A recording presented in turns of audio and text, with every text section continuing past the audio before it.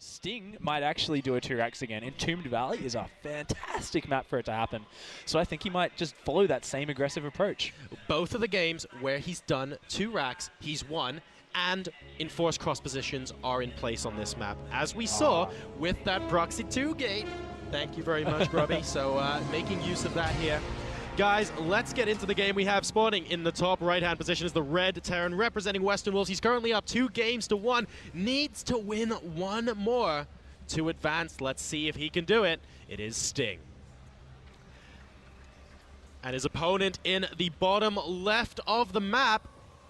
There's a lot of Zergs in this tournament. This guy touted to be one of the best, but so far he's falling to the early game aggression coming out from Sting. Can he hold on in this game number 4? It is Yugioh. And as you said, cross spawns being enforced on this map, that's something that had actually skipped my mind. So the 2-racks is not going to be as effective with such a long distance between them. But he knows where he is. Absolutely. So he's not going to spend time scouting. So he could actually proxy them in a location where he already knows where they're going. So it's a bit of a balance out there. That's true, definitely. And it looks like he won't be going for the 11-11, but he is going to go for the low ground racks. So we might see just that Eco 12-14 2-racks. Meanwhile, Yugioh isn't going for that 10 ball. Looks like he's just going to be opening with a standard hatch first play. And it looks like we may just see a regular macro game. It doesn't look... Oh, it does look like Sting sending out this second SCV. So he is probably going to go for that Eco 2-racks. Okay. Going to be interesting to see how much damage he can get done with this. Or if he just goes for the really light pressure with a single SCV and just throws down a command center hoping Yugioh overreacts. Well, here's the thing. The problem is Yugioh hasn't been overreacting. And I say that because, like, for example, on Cloud Kingdom, a couple extra drones, okay, because that wasn't an 11-11, that was an Eco 2-racks, right? Exactly. And it did so much damage still. So maybe Sting's going, right, well, I'm on the cusp of winning this series, so I do want to be a little bit more laid back, but at the same time, I know that my opponent hasn't been pulling drones. He hasn't done it in both of the games I've won.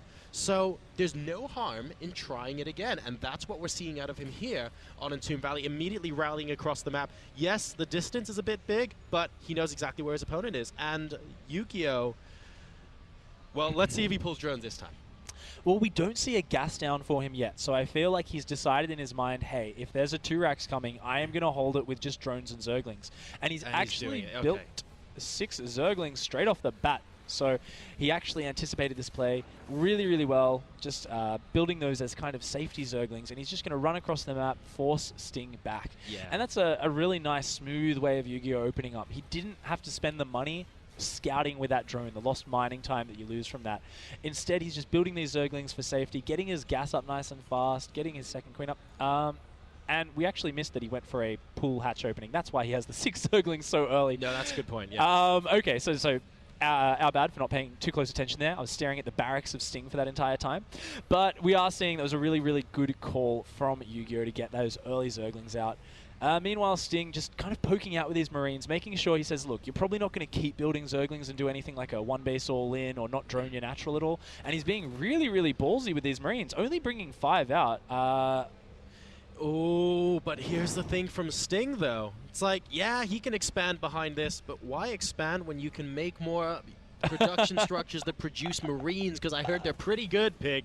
And he's actually going up to 4 barracks right now. Now, because the barracks are on the low ground, Yugioh can't go up and scout that no expansion is there unless Sting basically just lets him waltz on by. And he's not going to do that. The Lings are caught out of position. I believe 6 of them just died there. And Sting's going to be feeling pretty good about that because he has a lot more Marines on the way. He'll be able to produce 4 Marines at a time versus 6 Zerglings at a time as it currently Absolutely. stands. And look at this beautiful move up here, trying to catch this Overlord. He might nab it. It may just barely get away. Oh my god, if there were 2 Marines there on that ledge right now, it would actually be dead. 22 hit points on that Overlord. And if he got that as well, that would have supply blocked Yugioh. He has a massive round of drones incoming as well. So to me, that possibly says that Yugioh's thinking, right, well, okay, you've got some pressure. I know you have some Marines out on the map, but you're probably expanding behind this, and I need to get my economy going. I made those early 6 Lings. That was a little frustrating. I wanted them to be drones, but at least my hatch hasn't been under attack. And now, Sting's going to really drill it in. Absolutely, but Yugioh is being playing really smart. He's flanking with this Zergling, but this is his only scout, and he loses it without receiving confirmation of this big pack of Marines Sting was hiding, this massive SCV pool. And if you look at Yugioh's vision, he doesn't have any scouts on that side of the map. He's got no way of verifying this. This Zergling scout is just going to see the front few Marines. Oh, here we come. And he's going to be completely caught off guard. His Baneling nest is finished, though, and he has many, many Zerglings at home. So if he morphs Banelings the moment he sees this, he should be able to hold this off. It's going to be so close, though, with so many Marines and SCVs. This is going to be so tense, man. Choo-choo. Here we go. The SCVs now slowly catching up with the Marines. We're onto a creep,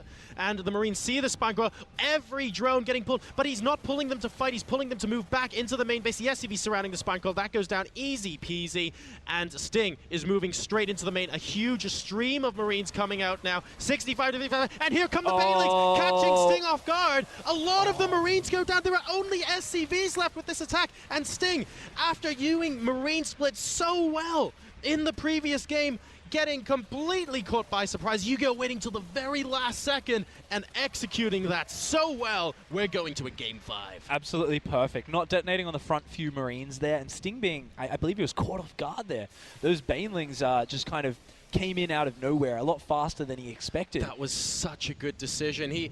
Sting came up the ramp, killed the Spine Crawler, and went, oh, you're not defending here. You probably have nothing with which to defend. I'm just going to waltz up your ramp, herp derp, and win the game. But Yugioh had his Banelings hidden in a corner. And yes, Sting's Marine splitting, they're undoubtedly really, really good. But he wasn't anticipating he had to do that. So out of nowhere come about 6 or 7 Banelings. Absolutely. And wow, did that ruin his day, because they actually hit the Marines before they hit the SCVs. Had they hit the SCVs first, there would have at least still been some DPS there, but that is not what happened. Exactly.